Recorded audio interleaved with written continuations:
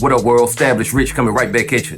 Ladies and gentlemen, I am frustrated, I am tired, and I'm damn near heartbroken. Because what I'm looking at right now, what I'm reading about the Karmelo Anthony case, this ain't just sad. It's sinful. It's shameful. It's sick. You mean to tell me this man is facing a first-degree murder charge, facing life in prison, and he just filed an indictment form? He's broke after supporters raised over $538,000 for his legal defense.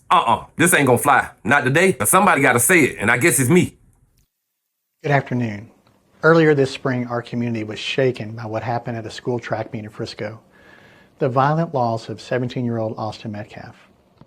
For weeks now, my team has been presenting evidence to the grand jury, and today I summarized that evidence, and I asked the grand jury to return a first-degree murder indictment against Karmelo Anthony, which they did. With this indictment, the case now moves formally into the court system.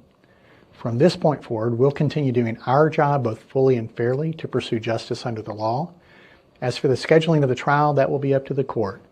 But when the time comes, we will be ready. Now, we know that this case has struck a deep nerve here in Collin County and beyond.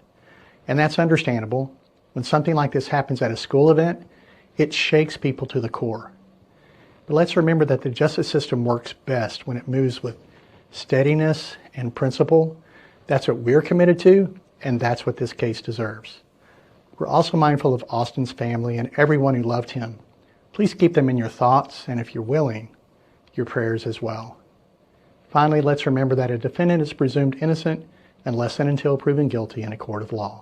Let's talk the facts. Back in April, 18-year-old Karmelo Anthony was arrested for fatally stabbing a 17-year-old football player named Austin Metcalf during a dispute at a track meet. It was tragic, it was devastating, and it shocked the whole community. But immediately after the arrest, support poured in. Black folk, white folk, young, old, local churches, people who didn't even know the family. They showed up, they donated. A fundraiser raised over $500,000 for Karmelo Anthony. They said it was for our living expenses and legal fees. They said it was to protect this young man and give him a fair shot at fighting for his life. But now, here we are, less than 2 months later, and this kid got no money left. He filed an indignant packet requesting a court-appointed attorney, meaning he can't afford his own defense anymore. And I'm supposed to believe this is just a coincidence? Hell nah. Somebody got to pull the curtain back on these parents, because to me, this ain't adding up. Let's talk about that house. The family moved into a $900,000 rental in Frisco, Texas, one of the most upscale, high-end, gated communities in the area. They said it was because they were getting death threats. Okay, let's say I believe that. But why the $900K price tag? Why not a $300K safe house out in the country?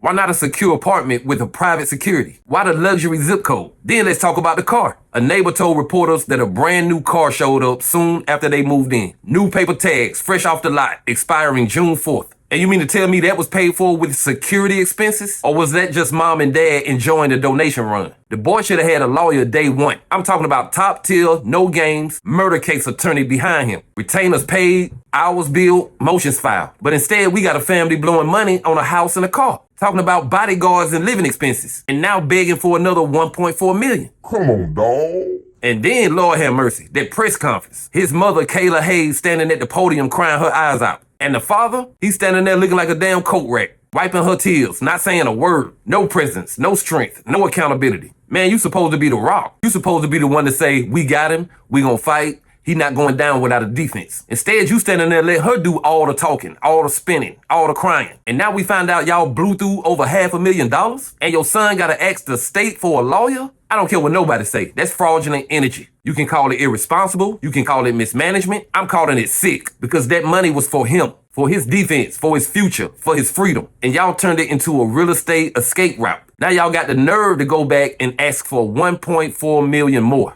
after the boy just filed an indictment form. How you broke and begging at the same time. And listen, I'm not saying the boy guilty. I'm not saying he innocent either. What I'm saying is this: everybody deserves a chance to fight for their freedom. And if this boy had a chance and his parents blew it, if you're gonna crowdfund the defense, then fund the damn defense. Don't start living like celebrities off money donated to keep your son out of prison. You don't get to build a dream house while your son's nightmares begin. This is a wake-up call, not just for his family, but for our entire community. We love to rally around the cause. We love to show support. But we got to start asking, where's the money going? Who is being held accountable? And why is this young man fighting for his life with a court-appointed attorney? while his parents are living like they hit the lotto. Somebody got to speak on it. Because if Karmelo Anthony gets convicted, and God forbid he doesn't get a fair trial, I'm pointing my finger at mom and dad first. You were supposed to protect him, not cash out, not level up, not escape the hood on the back of his worst mistake. This is sad, this is disgusting, this is a damn shame. But hey, that's just my opinion. What's yours? Like, comment, subscribe, establish rich. I'll be back with another one.